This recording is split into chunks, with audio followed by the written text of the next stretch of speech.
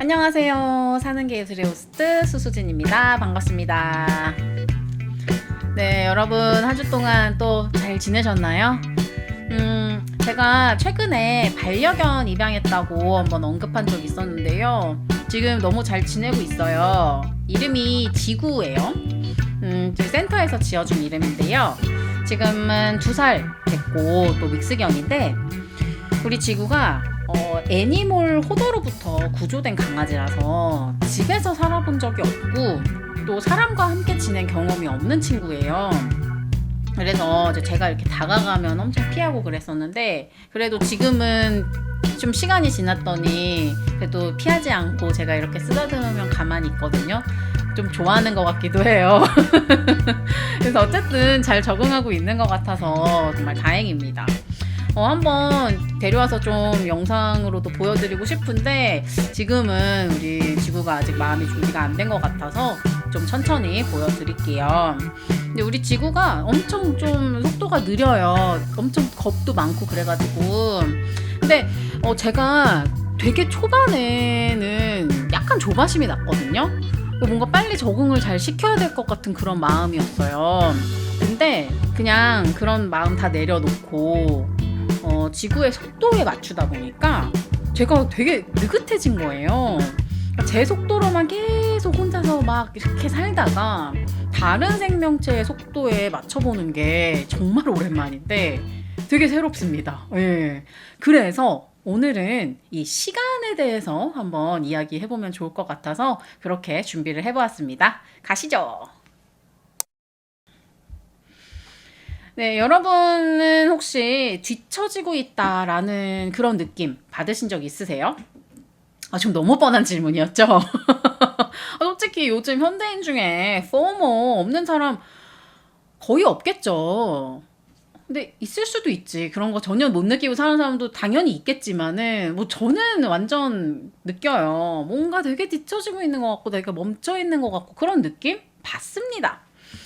근데, 뭐 정리하자면 그런 거죠. 몇 년 차에는 뭐 요 정도는 되어 있어야 되고, 뭐 특히 또 저는 요즘 콘텐츠 올리고 있으니까 이제 어느 시점에는 반응 좀 와야 되고 내가 노력했으니까 어느 정도 보상받아야 되고 뭐 이런 것들. 근데 저는 예전에는 이게 인간의 그러니까 본능이라고 생각했거든요. 근데 요즘은 이게 본능이 아니라 그냥 현대적인 어떤 발명품 아닌가라는 생각으로 조금 생각이 바뀌고 있어요. 그러니까 우리가 시간을 이해하는 방식을 한번 생각해 볼게요. 그러니까 우리는 거의 모든 걸 직선으로 상상합니다. 시작이 있고 어떤 성장의 과정이 있고 그 다음에 성과가 있고 그쵸? 그러니까 이 어떤 직선적인 흐름에서 조금 벗어나거나 뒤처진다라고 하면은 뭔가 실패한 것 같은 그런 느낌이 드는 거죠.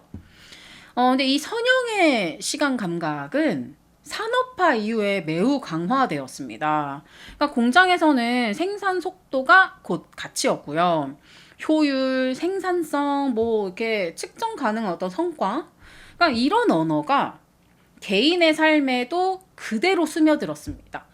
그래서 우리는 삶을 마치 이력서처럼 읽게 된 거죠. 근데 이게 되게 놀라운 게 뭐냐면 너무 자연스럽다는 거예요. 그러니까 몇 살에 뭘 했고 몇 년 차에 어떤 성과를 냈는가. 그러니까 인생을 성과로 읽는 게 굉장히 익숙합니다. 이게 무슨 한국 문화의 특징이다라고 이야기하시는 분들이 있는데 저는 17살 때 미국에 교환학생을 갔거든요. 16살에서 17살 이렇게 딱 넘어가는 1년 동안 미국의 공립학교를 다녔었는데 크게 다르지 않더라고요. 그래서 이게 한국인 종특이라고 하는 게 아니라 지금은 현대사회의 특징이다라고 저는 해석합니다. 자, 그런데 예술은 이 감각을 흔들어요. 어떤 작품은 만들어진 지 정말 수십 년이 지나서야 이해됩니다. 그리고 어떤 소설은 막 처음 읽었을 때는 뭐 아무렇지도 않다가 막 몇 년 뒤에 다시 읽었을 때는 굉장히 다른 의미로 다가오기도 해요. 물론 또 그 반대일 때도 있고요. 막 굉장히 좋았는데 다시 읽어보니까 좀 약간 감흥이 떨어졌다. 이런 경우들도 있단 말이죠. 뭐 음악, 드라마, 영화, 뭐 어떤 종류든지 간에 예술을 통해서 내 안에 남아있는 어떤 감정과 기억이 과거를 현재로 이렇게 소환하는 그런 방식들이 있어요. 근데 이거 결국 직선이 아니죠.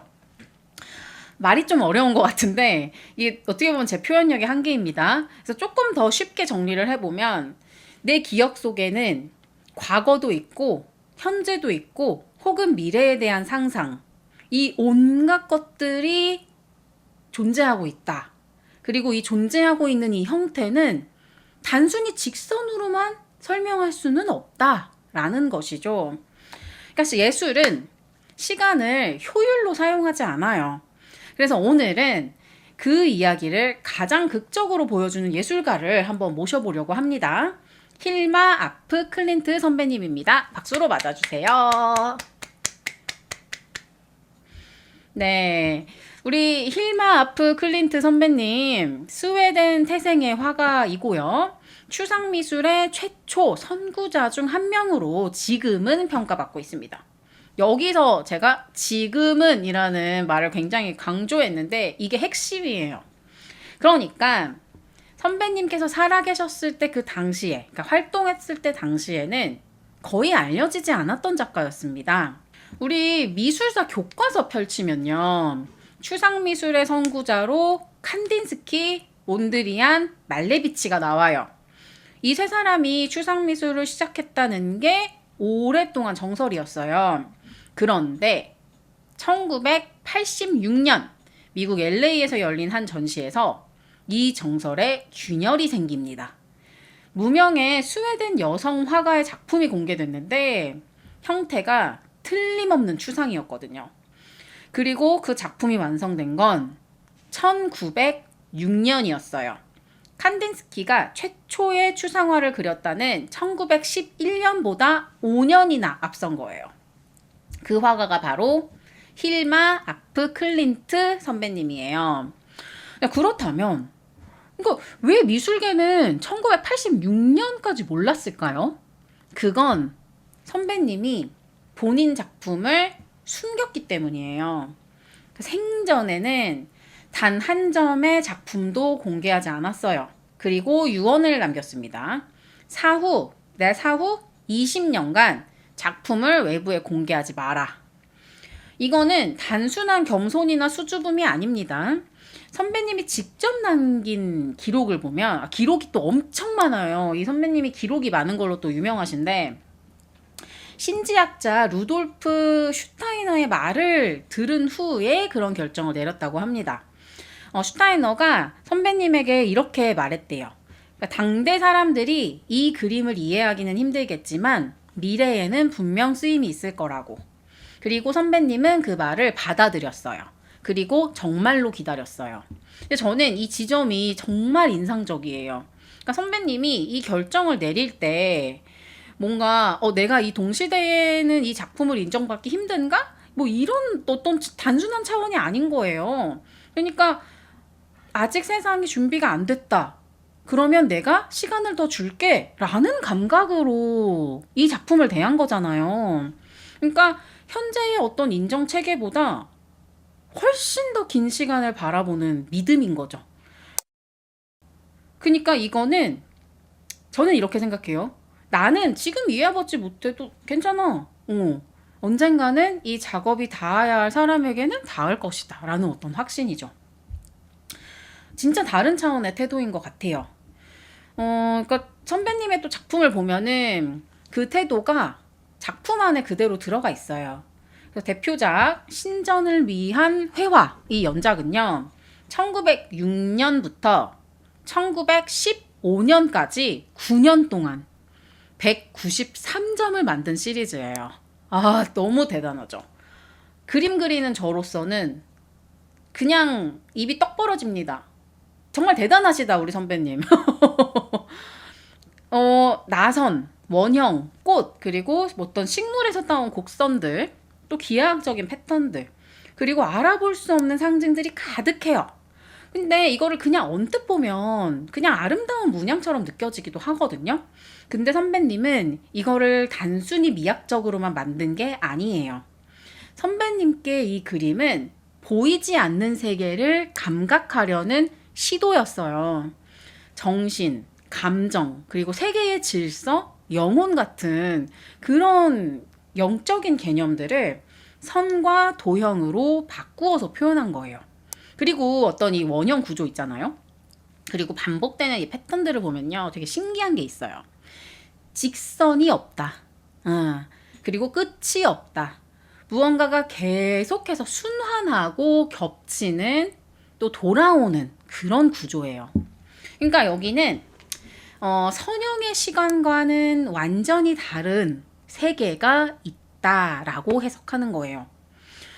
게다가 선배님이 이 작품들을 그린다라고 단순히 표현하지 않았고요.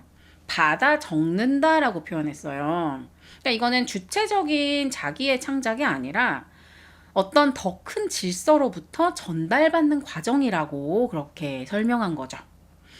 아까 말한 것처럼 선배님이 세상을 떠난 지 40년이 지난 1986년에 작품이 세상에 처음 공개가 됐고요. 2018년에 뉴욕 구겐하임에서 열린 회고전에는 60만 명 이상이 몰렸다고 합니다. 그리고 지금은 추상미술의 역사를 다시 쓴 작가로 불리고 있어요. 2026년 현재 지금 파리의 그랑팔레에서 대규모 회고전이 진행 중이라고 하거든요. 혹시 지금 파리 계신 분들 있으면 좀 저 대신 가주시면 좋겠습니다. 예. 네, 다시 오늘의 개념으로 돌아와 볼게요. 시간이었죠. 40살이 넘었는데 아직도 나는 방향이 없다. 뭐 몇 년 했는데 결과 안 보인다. 티도 안 난다. 어떤 이런 감각들이 쌓이면 우리는 스스로를 시간으로부터 늦은 사람, 실패한 사람으로 분류해버려요. 그러니까 가능성의 창이 점점 좁아진다라는 느낌을 받죠. 근데 저는 이 조급함이 우리 내면에서 자연스럽게 생겨나는 게 아니라 우리가 살고 있는 이 시간 시스템에서 학습된 거다라는 생각이 조금 더 강해지는 것 같아요. 그러니까 시간을 효율적으로 써야 좋은 삶이다라고 연결이 되는 것이죠. 자, 그런데 우리 힐마 선배님은 그 기준에서 완전히 벗어나 있었어요. 선배님은 동시대에 칸딘스키나 몬드리안처럼 이 살아생전에 유명해지지는 않았습니다. 그림을 발표하지 않았으니까요. 그러니까 미술계의 주류에 포함되지도 못했죠. 저는 개인적으로 이 삶에 대해서 이렇게 해석합니다. 힐마 선배는 시간을 직접 설계한 사람이다. 어떻게 보면 시간 위에 올라선 사람이다. 정말이지 사는 게 예술이었던 사람이고요. 죽음까지도 예술이 된 사람이라고 말할 수 있겠습니다. 혹시 여러분도 이 선형의 시간, 이것에 막 이렇게 쫓기는 그런 느낌 받고 계시지는 않나요? 시간의 분초 단위를 숫자로 볼 수 있게 된 것이 현대인의 가장 큰 불행이라고 말하는 사람들도 있습니다. 그리고 모든 불안의 근원은 시계의 발명과 함께 시작되었다라고도 하고요.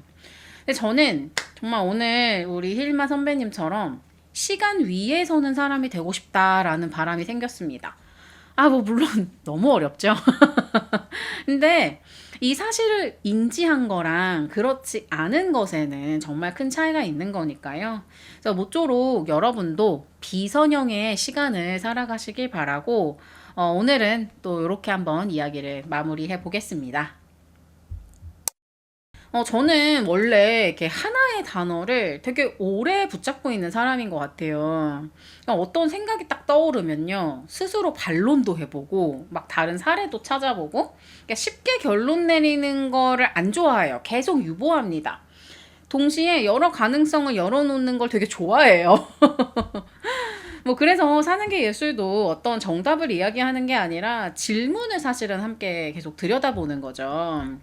그러니까 특히 또 제가 늘 주장하는 것이 예술에는 정답이 없다라는 건데요. 또 동시에 제가 창작을 하는 일러스트레이터로서 제가 의도하지 않았던 의미를 발견하는 분들을 가끔 만나거든요. 그럴 때 작가로서 정말 짜릿합니다. 근데 제가 지금 이 말을 하는데 또 동시에 드는 생각이 저는 방금 예술에는 정답이 없다라고 말했지만 예술에는 반드시 정답이 있어야 한다라고 생각하는 분도 분명히 계실 거예요. 근데 그 생각도 분명히 의미가 있거든요. 그래서 저는 뭔가를 주장할 때 어떤 늘 그 반론을 생각합니다. 그리고 그 반론이 반드시 존중되어야 한다고 생각합니다. 네, 앞으로도 사는 게 예술은 특정 답을 제시하기보다는 각자의 방식으로 생각하고 또 해석할 수 있는 그런 안전한 공간이 되었으면 좋겠습니다. 네, 저는 여러분의 사유를 늘 응원합니다. 그럼 다음 이 시간에 또 만나요. 안녕.